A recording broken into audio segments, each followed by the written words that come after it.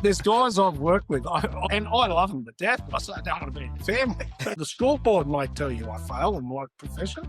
Do I perceive myself as a failure? No. Did I get the results? No. But was I a failure? No. The pressure was secondary, the pressure I put on myself to do that job. We're not family. We're all different. I see it more like a club.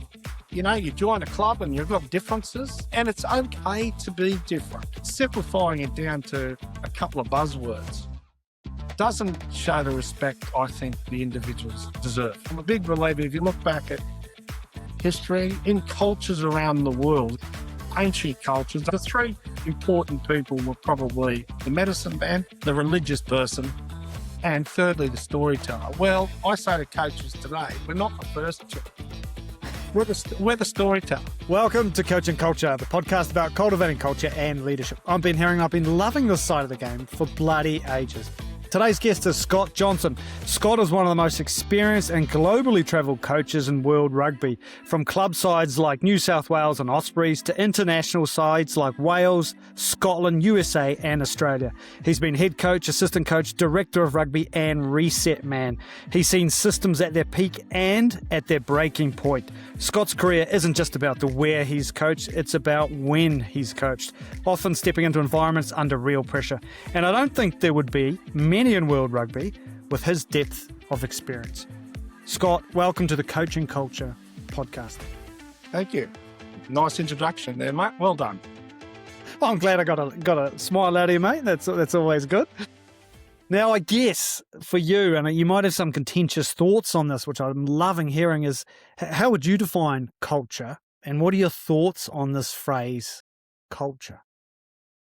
Look, I hear it a lot. I get, how would I say, I'm a bit contradicted by this because you often hear about culture on teams and everyone extols the virtue of the culture, where I think a good culture is something that's not often talked about. But if you're asking me what a culture is, it's probably how you do things around here, around your club, how you do it and what's acceptable. And secondly, making people accountable once we agreed on that. And it could be as simple as, what you do at lunch and whether you get to time on meetings. So as simple as that, and making them accountable, and they're probably the tangible ones. And then there's a rugby side of it, which is probably understanding how you play. But I think we spend too much of it when there's trying to align different characters, different backgrounds all together, which is the tricky part. But I think if you're going to talk about culture, it's making people accountable, but they've got to know what it is they're making themselves accountable to. Do you have, in your experience, when you've done it, have you been conscious about it, or has it just let it evolve with whatever's there? You've been in a whole host of different environments. No, I think, look, I think there's got to be an acceptance. Yes, there's what the coach wants. I think I go back to an old saying, because I think as a coach or a director of rugby, whatever you want to call it, there's got to be an acceptance. It's fairly similar to parenting to me. There's got to be, and my dad used to say, a river without banks is just a big bubble.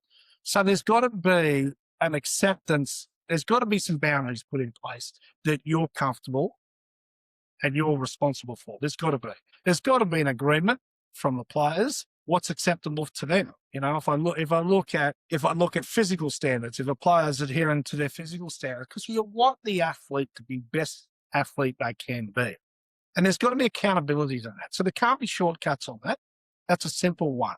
There's got to be adherence to understanding or knowledge of how we play the game. That takes a little bit of work and acceptance. And probably intangible ones about respecting differences. But I'm not a big believer in, honesty. These big buzzwords that get thrown around change rooms, I'm not big on that because I struggle with hypocrisy. I do. I don't like that word if it's used on me and they're correct. One, I'm really disappointed in myself that I got there. But I look at honesty. I'll use honesty as an example. I go into a lot of these change rooms and say, you've got to be honest here. Well, you can't be selective when you're honest. That word doesn't have an adjective before it. You're either honest or you're not. There's no in between. So I go into these, I see the buzz, I go in the change rooms, I go into clubs, I see the buzzwords. And, if I use the word honesty as an example, I look around and I go, and I'm not judging people for that. But I'm thinking, if I look at your personal life, Al, whoever this is, I know a bit about your personal life, and you're not honest there. You can't be selective when you're honest. So I'm sitting there going, well, you can't live by it. So get rid of it. It's bullshit. So I'm using that as an example, but everywhere I go, I seem to see this word that doesn't make any sense and people can't live up to it, me included. So if I go back to parenting, on its truest sense, we've all told little lies to our kids to make them feel better. It doesn't. So get rid of the word. Get rid of the word. So I'm not judging people for what they do. I'm saying we can't live by it, so don't have it.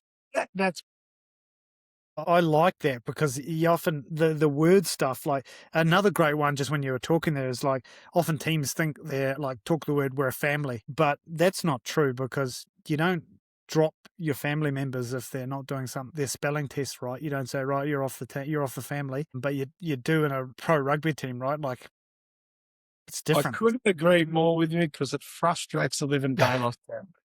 There's guys I've worked with, and I love them to death, but I say I don't want to be in the family. Yeah. Like, I don't want to be in that in its truest sense. We're not family. We're all different. I see it more like a club. You join a club and you've got differences, different heritages, and that we're different. And it's okay to be different. So I totally agree with you. I say all the time, I'm really glad you brought that up because that's another bugbear of mine. I don't want to be in your family. Like, I don't want to be. Yeah. No, it's a different relationship, isn't it? It's a different relationship and it's okay to be different. It's okay. It's all right. You be yourself. So these buzzwords and all that, I'm not really into. Mate, I'm with you. It's hard to drive something genuinely if there's a word on a wall, right? Like any of those, you would have been through a lot of them, those corporate team building type things when they get the A2 bit of paper out and they just write those words up and they say, right, that's us. And then it just gets thrown up at the end of the day and you never see it again and you've just spent 20 grand of your life on some words on an A2 bit of paper. It's horseshit for me. I think I just don't understand it and I don't get it. I just don't. And it when you get so many different personalities, and like if you talk about running a team, and you include staff as well, you're talking 60 people, 70 people in a squad. Like the diversity and personalities and heritage and all that is vast. It's vast.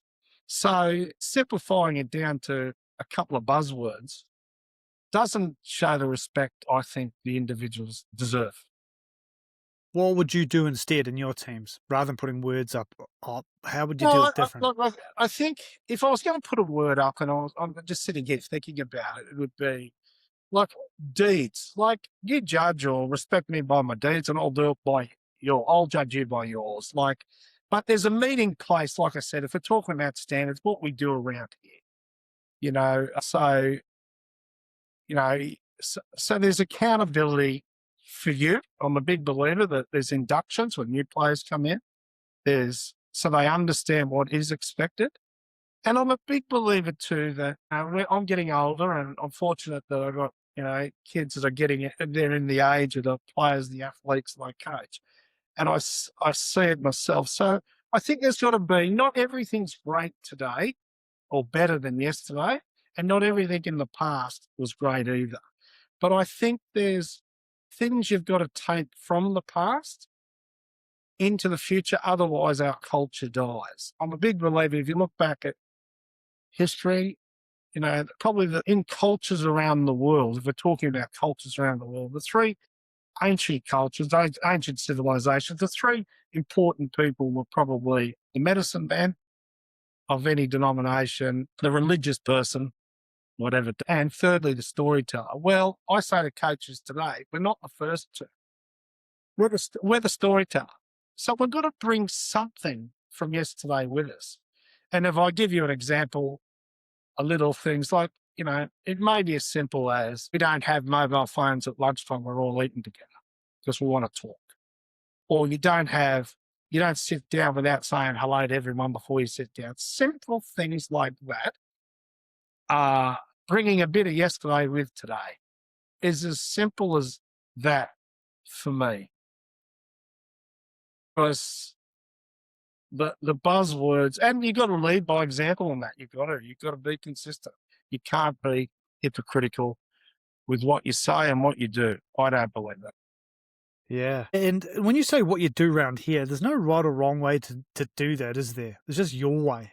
So It's it's not like, it's your way. I've worked with coaches. One of the challenges I found fascinating, and largely when we talk here, it's probably my key learnings have been through my stuff ups. When you stuff something up, you go, never do that again. I, I look at it, you work with different coaches and all that. There's a lot of IP in the room. But communication's a funny thing, that, my dad used to always say, my dad had a big bearing in me as a coach too, but he always had a saying, there's a big difference between listening and waiting to talk. Now, probably when I was a young coach, I was waiting to talk a lot when I was in dialogue. When you're working with coaches, you actually think you're saying the same thing. You think you are. But when you're actually forced to watch something together, the communication may be slightly out. So when you talk about the way we do things, one of the things I've learned over time is you may think, you may call it a jackal. Someone else might call it a poach, something else.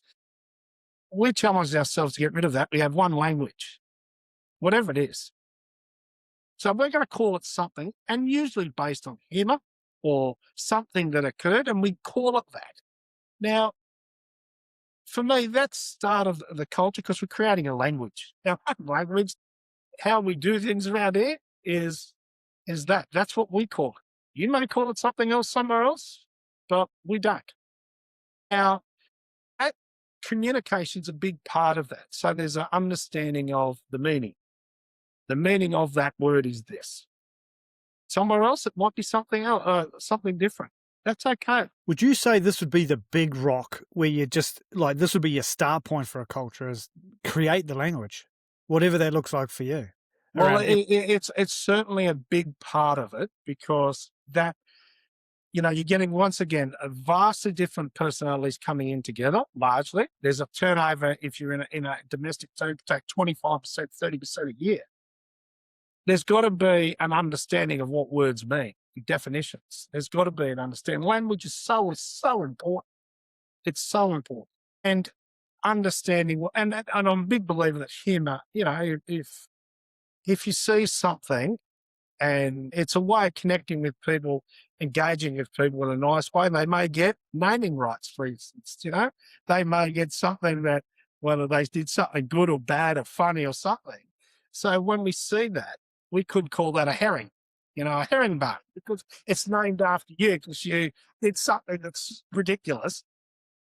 That would be the match-winning try play, wouldn't it? Be that special move, right? Surely. But I always believe that you put it up as a new word and they get naming rights. Like things like that, it's then gets into your culture, it gets inbred because language is a big part of it. It is. And so is humour. What we do, probably getting off on a tangent here. No, I love the tangents because this is where the gold is. I don't like the metaphors, the war metaphors and stuff like that. I think that's doing a disservice to servicemen and women that actually go to war because that's life or death. What we do is life. It's living. That's what it is. So there's got to be a bit of humour. There's got to be an acceptance that people are different and our language is our language. I'm more down that line.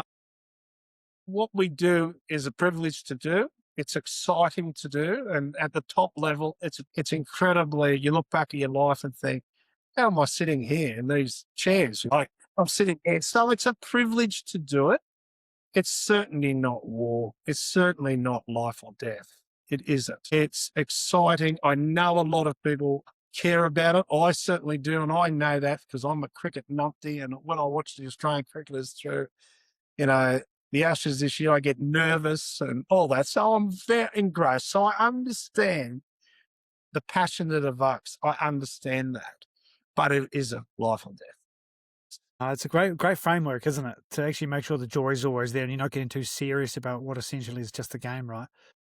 It is a game, and you go to work, you've got to be saying, you've got to put in the time, the effort. You've got to do that. But if you've done everything you can, like it's a funny profession, coaching. If you talk coaching, but it's a funny profession. Is the fact it's like when I tell young coaches, it's like having to sit for the most important exam of your life. And you're absolutely studying for 6 months. And then in the last minute, they get someone to sit it for you. That's coaching. That's coaching. Because as soon as the players run on the field, you've got very little input. We want to think you have, but you've got little input. And you look at how, like, if you go back to the recent World Cup, Ireland and say New Zealand in the quarterfinals, it was a penalty between those two teams that defined a career. It could have defined a career. You go to the final and there's a red card in that defines people's career. Like, we're talking small margins. Either way, that could have gone. That could have gone either way, both those games. And we're talking life very differently. So there are so many things you can't control, but what you can control is your ethic and the time you put in. Well, it's quite interesting that you talked about that winning by small margins, but those small margins then shapes perception and the narrative, and particularly what we're talking about here around culture, right? Like, you win by a point, all of a sudden you got the greatest culture in the world, and it should be the model, and everyone copy that. Whereas it's small margins, right? It is, and what culture? You can't pick up a culture, say, from, I'm using New Zealand as an example, take it to South Africa. Just culturally, they are different people. Yeah. They are different and should be celebrated, but they're different. And they're finding the connection between their off-field culture, if you will, and trying to bring that into their rugby culture is an art that I failed many a time trying to do. And as a young coach, failed because I was ignorant about it. Have you got some examples of that? I think the one that stands out for me the most was early days of the Welsh national team. I think at the time, we're talking at the early 2000s, if you will. I think the two best teams in the world were Australia and New Zealand. And at the time, I was working with two New Zealand coaches, obviously, Steve and Graham Henry. And then I come through the Australian system. And I think we tried to make, I certainly did, I'm only going to speak myself, is tried to make them play like the Australians or the New Zealanders. That's what we tried to. They weren't that type of one athlete or personality. They weren't that type. First year, it was my fault. It was me. I got it wrong. Completely got it wrong. It was when I accepted, I had to understand more about their culture. I had to go back and see and meet a few of their families and understand what went behind the scenes a little bit, why they played rugby, what was in their DNA on rugby. Once I started to accept that, then I started to understand what they wanted to be. I had a game model, if you will, that didn't suit the athlete. I got it wrong. Completely got it wrong. Once I tipped that, and once there was a mission from and talking from my personal point of view, once I accepted that, then I started to change. And there was things I felt I could improve by adding a little overseas influence to them. But I had to go to them. I had to get to them and understand that, and then started looking, what can this athlete do? Not what I want, what I expect them to do. What can they do? Is that the question you asked first now? What can they do? What are we dealing with here? I was saying, how is it that I want to play? And let's have a look at the athlete we've got. And then I twist it on its head and say, this is the athlete we've got. How can we make this a winning team? Not the other way. Yeah. It's like you bake a chocolate cake. You can't just say, I'm going to bake a chocolate cake before you check the ingredients, because you might not have any. Yeah, but that's that's understanding them and seeing their skill set. So yes, I can freely admit that's an example where I got it wrong. I didn't accept it. I was working in ideals, not realism, and there was an acceptance of me to understand. Has that grown in you as you've like got more experience in coach? I was going to say age there, but as the experience has gone on, you've got more comfortable in opening. Is that just the process a coach goes through? Is that learning? You start off hot and heavy just with the tactics, and then it sort of you realize you need to go broader with your looking and look at people and backgrounds and things like that. Well, yes, and yes, and no. Why I'm a bit hesitant, just to give you a definitive answer, is I think there's a change now with younger coaches. I think the change, and largely, if you go back to my generation, and I'll talk about my generation being, well, we could go back into the 80s and that sort of stuff. A lot of the coaches were educational practitioners, a lot of them. They come through a teaching background or a working background. Okay. So they come through that. Now, if we're running a bar chart, we'd say their educational teaching was quite high and their rugby was here. Okay. Their rugby acumen was here. If you then look at the coaches today, and they're the younger coaches, they're probably the first of the generation that have gone from professional athlete to professional coach. So their rugby acumen is incredibly high, through the roof high, but their teaching and administrative stuff is very low. Just they've never done it. So they've got to close the gap here. The gap's got to be closed. That delta's too big.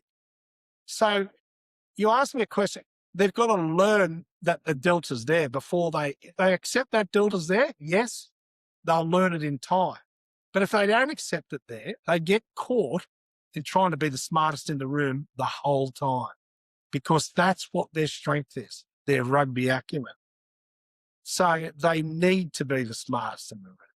So you'd like to think in time this grows, or they need some effort and they need some education to get that a little closer to their rugby acumen, because it's a people's game that we coach. That's what we do. We don't make anything. It's people. It's human endeavour. That's what we do. So we've got to get this other part right. How would you suggest people do that? Like firstly, the awareness factor for particularly modern coaches, because that's a fantastic observation. I think you're absolutely bang on. Older generation, the teaching skill sets are higher generally and the rugby lower. And today's coaches, the teaching element is lower, but the rugby IQ is higher. So how would you suggest or give advice to young coaches to? Well, there's a couple of things with that. I think if you look around the world, there's not a lot of great programs that I've seen, and I'll stand corrected, certainly in a rugby thing with coach education. So that's the first one. The first thing, I think we can be better at that. But it isn't just about educating the game. These guys know the game better than I ever will. Like because they've played it for so long on a professional level. They're fantastic rugby players. But they've been put into a position of power. Now, if I talk about staff again, they've got, with their athletes and their staff, let's talk 60, 70 people. Like, they've got employees. They're a mid-sized company, a reasonable-sized company they're running. And they've probably never employed anybody in their life. So they need a bit of help, because everyone that works for you wants to get better, needs to get better. You're in a position just on rugby, but you've got all these people around you who want to get better. So they need a little help that's away from the standard coaching manual. They need a bit of help and understanding of how you do that and how you run your weeks and the feedback, how you get that, because I keep coming back, their acumen is out of this world. Do you think the modern coaching education practices actually has a manual which teaches some of the stuff? Or is that why you're referring to it's not standard? We talk, level. I don't, for mine, and it's a sweeping generalisation, I've been in a lot of systems, but there's a sweeping generalization. It's not personal, you know. I'm going to be candid. A lot of these guys, do they really need to go to level 4 and see how you kick or run or pass? They know that. It's how they teach it. Or that's how you're going to teach it. You're not going to stand up and show them how to do it in 10 or 15 years. You'll look foolish. You might be able to do it the first 4 years of your coaching. You might be still in the key to your life. You might look good. Fast forward 10 or 15 years, you're going to look like a mug if you don't learn how to teach it. It's like, is it that phrase, you teach a man how to fish and he can fish forever rather than give him the fish? 100%. So they've got to learn to do that. And then you got to learn how you run your company, how you do it. You don't hide yourself in a computer because that's your strength. Our default as humans is to go to our strengths. We hide in them, in those. But you got a lot of people. So the skill set that what I would say needs work on is not often catered in coaching programs. What would you do? What would you recommend to a coach, to a modern coach? Firstly, I think it's got to be individualized, whatever that is, because you may get guys that are really strong in some areas, whether it's, you could still have guys that are extremely well educated, may have had a business. I don't know their history, so I get to know what that is. And then I'd try to supplement programs that I think help with their deficiencies and align them with people that I think can help. Mentor type things, yes, that are specific to their needs. So it's not a sweeping generalization. It's not. It's, it is. And you just have to, when I watch them, the coaches, they're learning on the spot and they're doing really good, but they're doing good for what they've been taught. There's a lot to learn. It doesn't slow down too. It just keeps, the net keeps getting bigger and wider. Right? And I do believe you get a better coach. You become a better coach. You asked me this a little bit earlier. I probably talked around it. You get a better coach the older your kids get too. And I say that because, we spoke about the family and how I disagree with that, but you see a lot of things as your kids grow up that you get affected because they are your family. And you take that very personal, especially things that probably you're not that pleased with, and then also their success and failures. You take them very personal, but you can actually see the same thing with an athlete or a player, but you're not affected. So you see it more clearly. And therefore your response is usually appropriate. Are you saying your response with your kids hasn't been appropriate at times because of the emotional aspect? Sometimes it tears you up, doesn't it? Like it tears you up as that, and you're not as clear. So you probably, in some cases, you look back and go, well, how did you nail that one? Hell, and it could be I was too soft, but because you're tied with emotion, you are. But the older your kids do, you live through a lot, you see a lot, you get affected a lot. And when you see things now, you sit there and go, I've probably seen a bit of that before, and there's a bit more clarity in your thought process. Well, very similar to that coaching element you said, there's no real manual for parenting either. It's got massive parallels, but you don't get any sort of guidance or instruction as a parent. You are just learning on the cuff, and it's really up to each individual to decide how much upskilling you're going to do. And just sometimes it's just based on how good your partner is. It could be, or your parents, or someone affects you in a positive or negative way. It could be either way. They're your key learnings. They are, so I always see coaching and parenting the similarities. I always see that.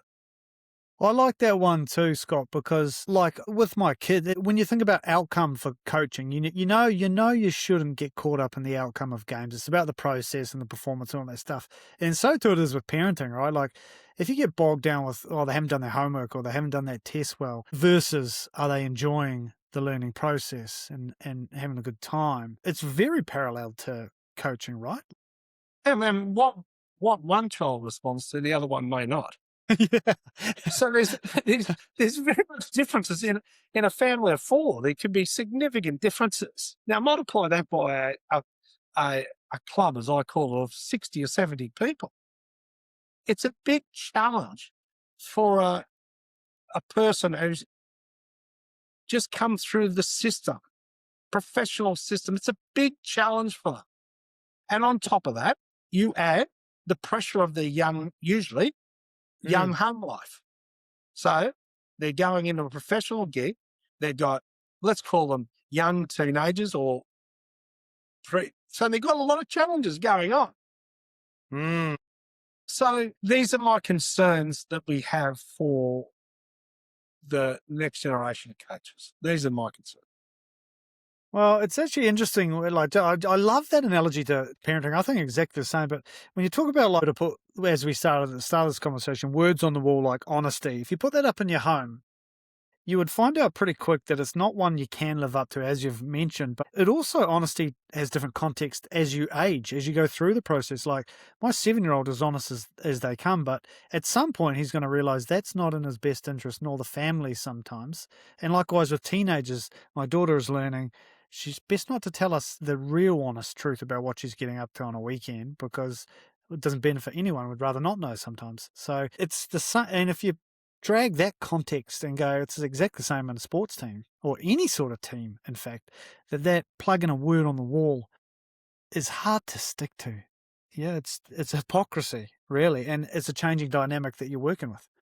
And less is best. So you don't need to do it all. You just don't. I don't believe it. Well, since you're talking about these modern coaches being a little bit different, though, one aspect of modern coaching which is changing is sort of the way that they're coaching, not just like it's changing from, let's say, an authoritarian sort of hard discipline style to a more open. Do you think that sort of confrontational side of coaching is disappearing with modern coaches, and is it needed? Look, like I said before, I think not everything's better today and not everything's bad yesterday. So I think there's always got to be there's got to always be an acceptance that there are things all generations can learn and generations should respond to. So I don't like to throw everyone into the one bucket, but we tend to do that, and certainly conversations like that. But there's a time and place for everything, and there's got to be an acceptance that, that it's okay to be candid to people, and it's not everyone gets a trophy. There's a time and a place. So someone could argue that early generations, my generation, we were probably a tad over the top that way. But it's not all bad either. It's not all bad. There's a time and a place for everything. And my issue has always been with coaches, if you do it too often, what happens when it doesn't work? So it's got to be selective. And there's got to be logic behind it. But we can't just let the players think they know.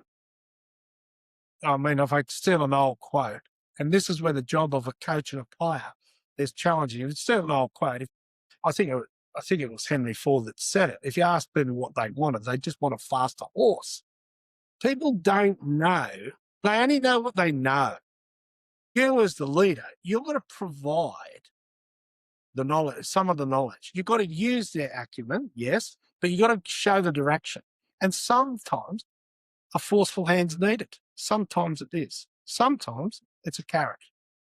But it's knowing when to use that. But if you're not clear in what you're doing and you're not clear on your destination, man, you could finish up anyway. Yep. I heard a lovely quote around that just the other day. It said, if you don't know where you're going, everything's an opportunity, which sends you off in all sorts of different directions.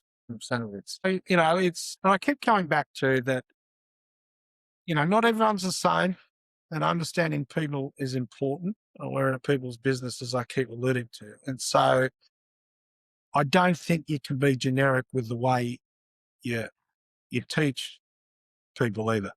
You can't be. Don't be generic. Can't be just, one Can't be. size fits. You can't be. So therefore, the question you asked me earlier was, the way they coach today, I don't think it can be generic. You can be hard on certain people, or you can be a little soft on certain people that need it and uplifting, or it might be done in the privacy of a room rather than a public forum. So sometimes you've got to be very selective. Or if you're trying to make a statement, and I can say this, I coached Jerry Collins. I know, I really love coaching JC, but I had a time where JC didn't play well and the team wasn't playing well. And I went to JC's house and I said, JC, you need to take one for the team tomorrow. And he said, what? I said, you're not playing well, but I'm going to go real heavy on you. I said, can you handle that? And he said, why, me? And I said, because you're the big dog. I said, I need to go out the big dog. So you're going to take one for the team or not? And I wouldn't have done it if he said no. I wouldn't have done it. He was a proud man, and I would have done it a different way. But I knew he always wanted to be that person, like he wanted to be that. So I said, mate, are you prepared to take one for the team? He said, yes. So I really had a crack at him, but it was, let's call rehearsed, but it was a crack. I'd like to think that it resonated because it was in front of the group, but it was to the big dog. And what sort of thing were you talking, just out of interest? Like, it was about the way he played, and like it was a largely contact area and stuff like that. It was specific about the game, and it was specific about what we stood for, but we weren't doing it. So I had to give it a target. I had to make it meaningful, but I couldn't pick on the winger who was probably the guiltiest party, but I couldn't do that. It was a cheap target. I had to go to the top, the big dog. I had to resonate. But it had to make a statement. So you can be clever, can't you? You can be clever doing it, but it's trying to understand the person, the athlete, both in their private life, what you can take them to, how you can take them to. Because at the end of the day, they want to be the best they can be, and you want to be. So how do we get there? He needs his teammates to be the best they can be. So if that rattles everyone's cage, yeah. Love it. And why? Because it's a lovely element to that where you physically went around to his house. That just adds that little bit, like, that shows a lot of care. Like, if you're traveling half an hour to get someone's house to tell them what's going to happen in the meeting tomorrow and ask permission, that's a massive sign of respect from his end, right? Yeah, I'd like to think so, but mate, you do it because out of respect. I don't think I've ever said that publicly to anyone. That's not something I would tell people. I can say it now. JC sadly is no longer with us. It's not. I was affected by that loss because he was a wonderful guy. He had a really big heart. It caused me some issues, but he had a really big heart and I had a real soft spot for him. But I'm just giving that as an example. That's where you can be smart. And I'd like to think, and you can pick your targets and you can make a statement that hits the right target, but you got to be prepared to do it. You got to get someone who's prepared to do it. And he took it. He was great. Yeah. He took it. He would have taken it well, for sure, for absolute sure. I thought you were going to talk about some of his off-field antics. Nah. A couple of too many beers. But I'd never do that. I do it in this because I think that people didn't understand that about him. He took, and he trained the house down later, and he set the standard and that's what I wanted of him.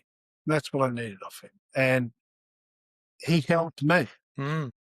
So there's little things that you can do to get your message across in a variety of ways. It's not always about yelling and screaming. It's not all about that. If we're talking about yelling and screaming, Scott, and we're talking about your career, mate, you have had, just when I look back through your journey, like there's been sacking, caretaker roles, rebuilt programs.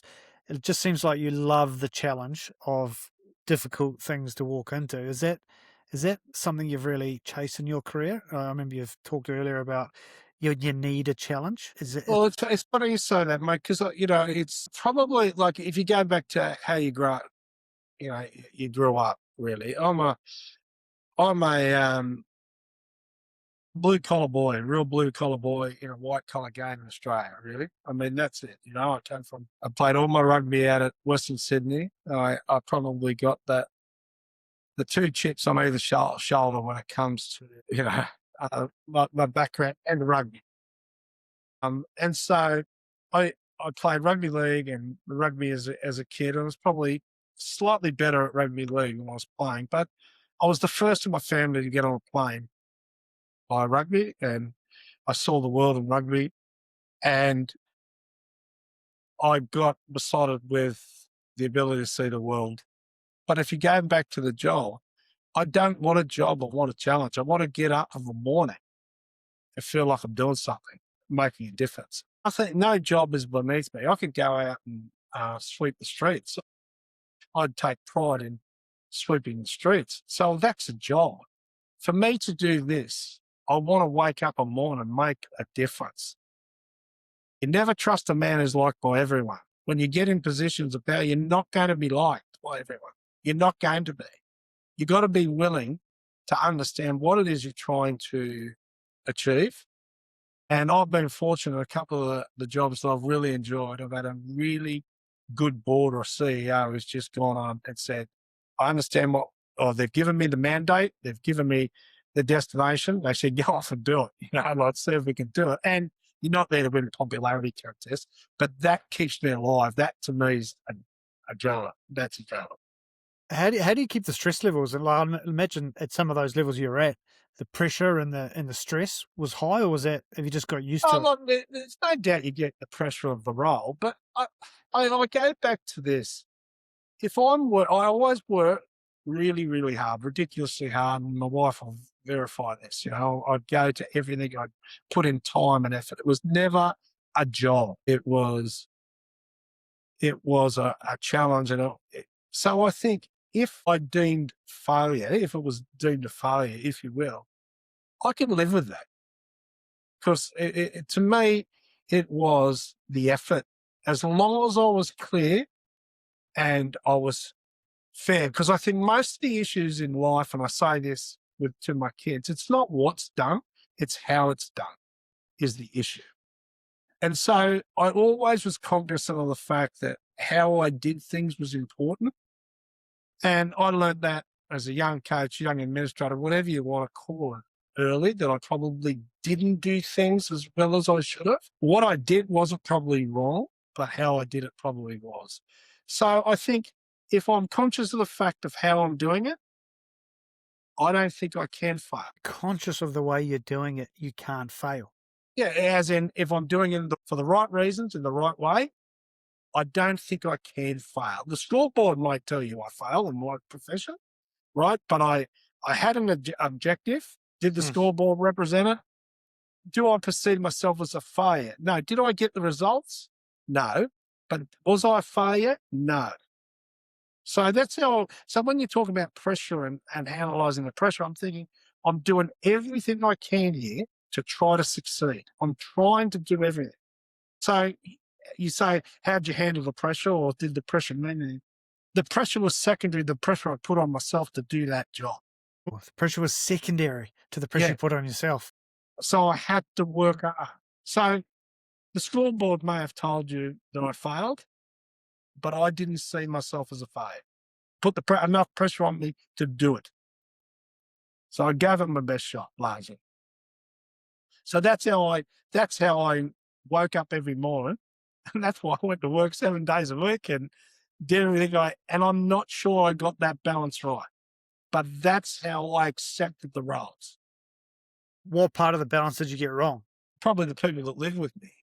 What were you taking home? Grumpy or stressed? No, it wasn't that much. You're not there as much as you should be. You're immersed and you're trying to make change. It's a challenging role. It comes with an expectation. Most of my roles did. My wife packed up her bags and traveled me around the world. It sounds all glorious. It is, but she's living in other countries, largely finding new friends or finding new lifestyles. But I'm getting home at 10 o'clock at night. It's not ideal. It isn't. It's not ideal for that relationship. And sometimes I think to myself, for that day, you might go, I spent 10 hours doing that, and I could have spent 2 hours talking or taking her out for dinner. And probably I didn't get the balance right. What would you suggest to a young coach? Because this is not just like, this is across the spectrum of coaching. Even coaches at grassroots level has this sort of all-in sort of mentality. It's like, it's part of the coaching sort of the bug, isn't it? You sort of absorb in that. What would you give to advice to coaches to get a better balance, or where should they do it? It is difficult because I'd be a hypocrite to be saying, If your word on the wall was balance, you would be hypocritical I'd in be a your hypocrite. teams. I would. So I wouldn't, I'd say be cognizant of it. But at the end of the day, you've got to pick your spouse good too. You do. You've got to get someone who's prepared to know what you are and stand for and what you stand for and be supportive of that. It's not easy, but unfortunately, a lot of coaches, and I've come across them, and let's use Wales, for example. I'll use Wales as an example. They'd come in and look for career advice, and I'd say, do you want to coach professionally or do you want to coach in Wales? It's a big difference, because coaching is you've got a tow bar attached to your car. So understand that. Now, if you come back and say to me, I want to coach in Wales, mate, that's fine. There's no wrong or right answer. But understand, you are limited with choice or opportunity. And your spouse has got to know that too.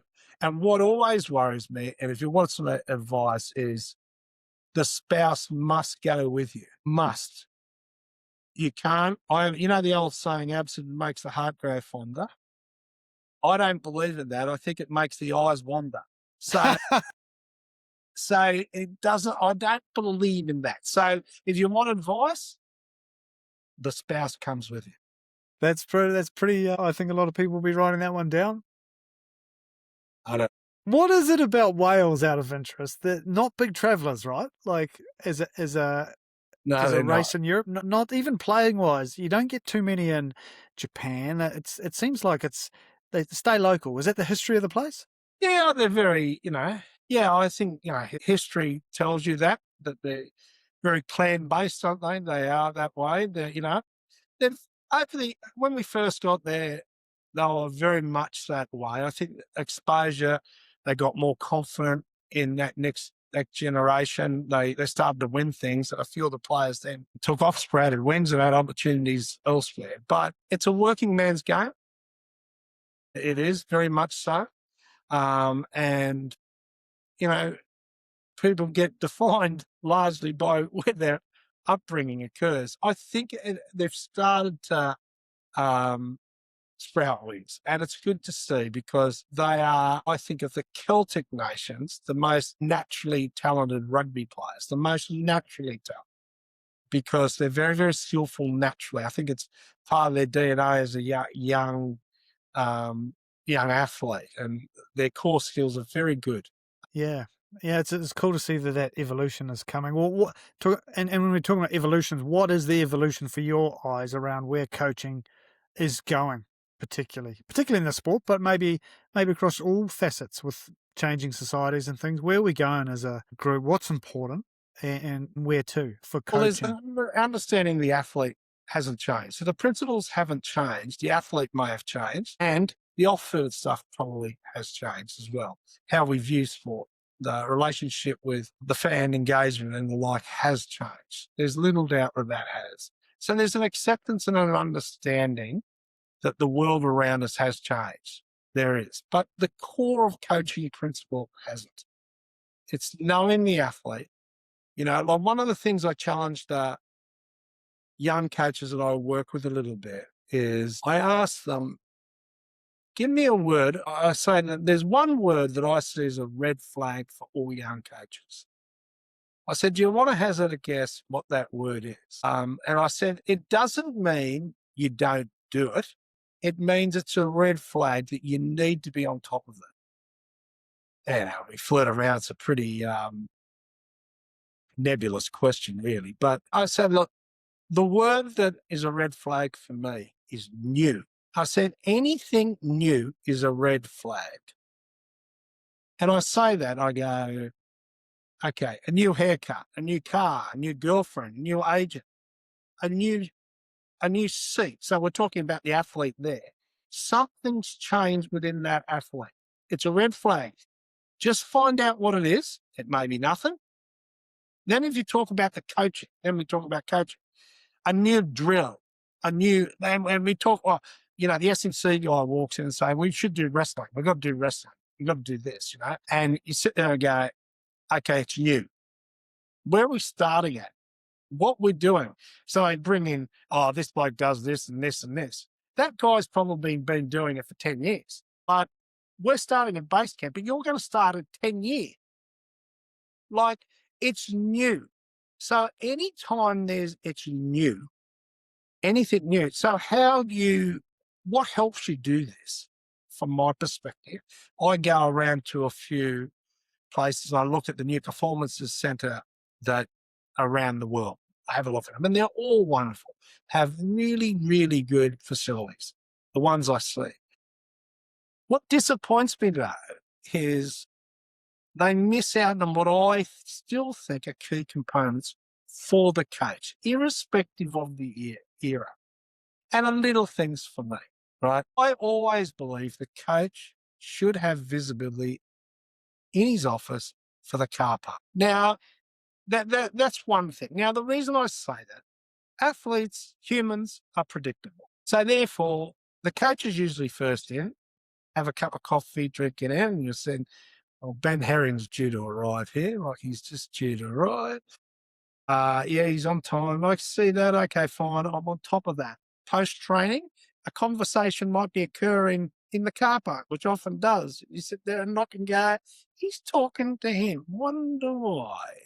Little things that occur that you sit there and go, so it gets you on top of the new, what I call the new. You're less surprised by certain things. And then if you fast track that as another example, you look, and I call it my hairdresser theory, and it's only hairdresser theory, is, I won't be sexist, but it's the reason both men and women talk when they're getting their hair cut. They talk. And they talk all personal stuff usually. And I'm probably as guilty as anybody.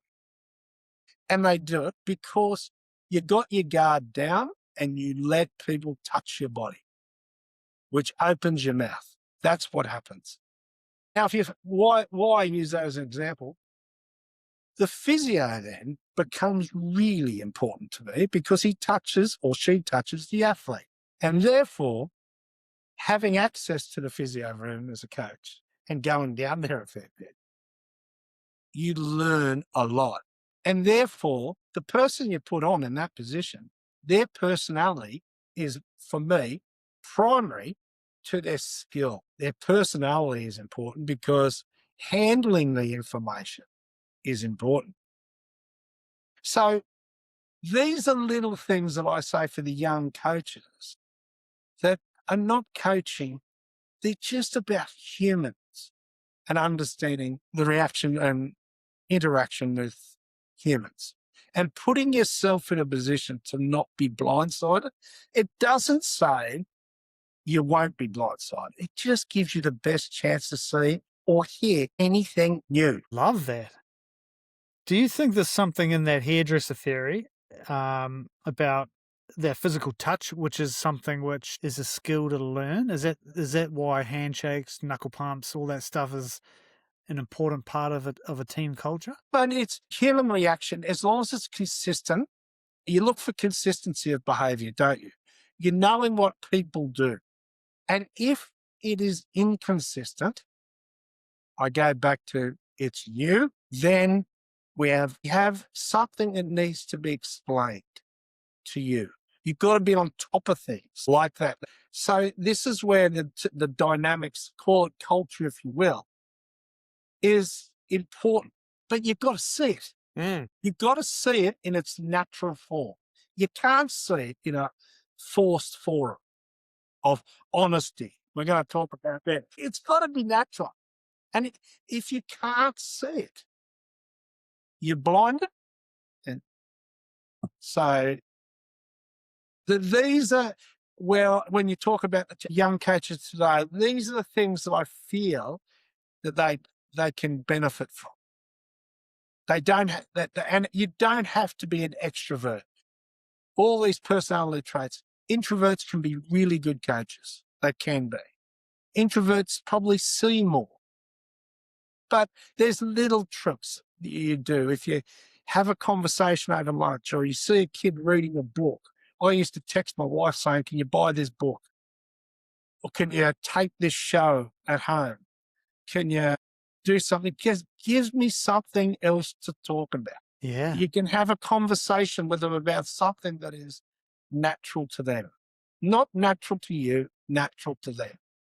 Because whether we like it or not, we're getting older and you're coaching people that are younger than you. And they've got relationships are both parties learning, like we're going through transformational change with technology today, whether it's cryptocurrencies, whether it's AI and all this. This generation can teach you plenty too.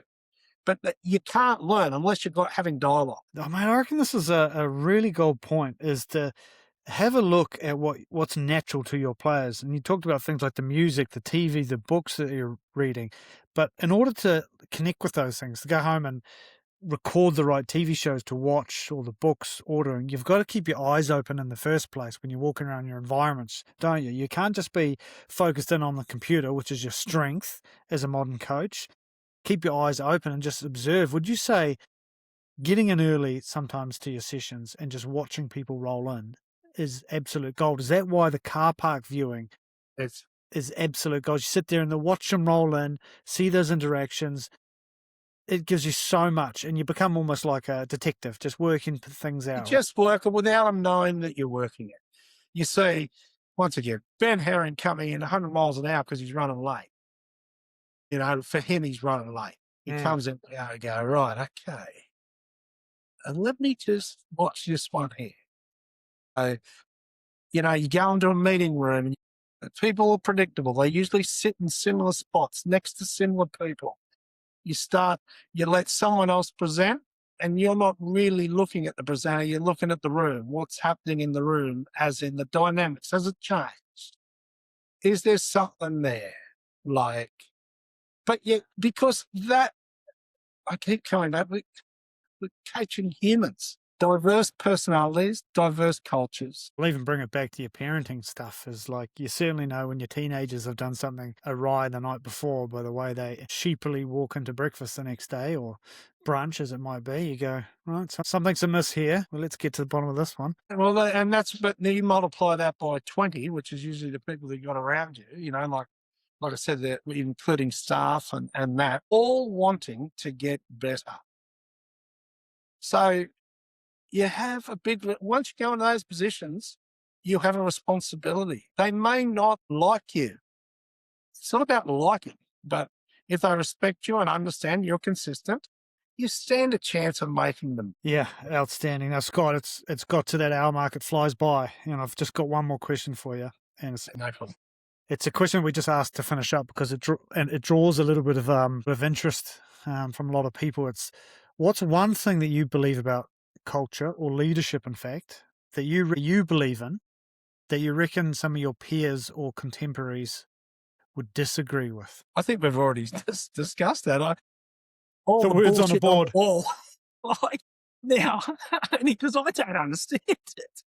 So, and I'm not saying all my peers would disagree, but everywhere I go, I see it. So I sit there and go, am I the only bastard thinking this?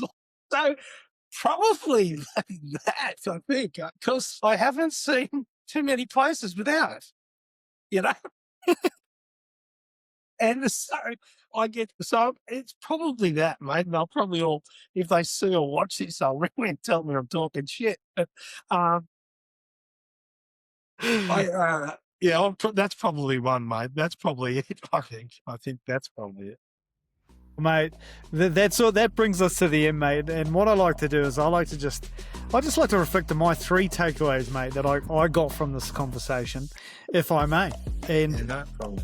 They are these, mate. Number 1, I just loved, and I'm completely on board with you about getting rid of those buzzwords, because buzzwords such as honesty, as we discussed, is very hard to live up to consistently. And if you can't do it consistently, it breeds hypocrisy, and that is the biggest trouble in an environment when one thing's said and other things are being done. Number 2 is I loved this phrase around create the language you want, and it's a great start point in a culture to define the terminology, explain the meaning, and understand what the words mean, and everybody speak the same thing. I think it's a wonderful way to start when you come into an environment, is to make sure everyone's on the same starting point. That's what starts societies and cultures, as a language. So getting your own one, so it's what you do, is massive.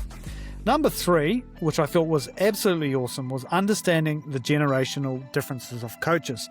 You mentioned in the past generations where teaching experience was high and perhaps the rugby experience not as much, whereas in today's modern coach, perhaps the teaching element is lower, but the rugby IQ is high. You referenced, don't hide behind your strength. Many modern coaches hide behind computers as a default pattern, whereas what they really need to grow on is the other side, that teaching side, which is perhaps the strength of the generation gone bust. And I think you mentioned about just being aware of that as a great start point to actually build on to become the best coach you can possibly be. Scott Johnson, what an absolute pleasure to have you on the Coaching Culture podcast today. Good luck with it all. I'll be watching and listening with interest.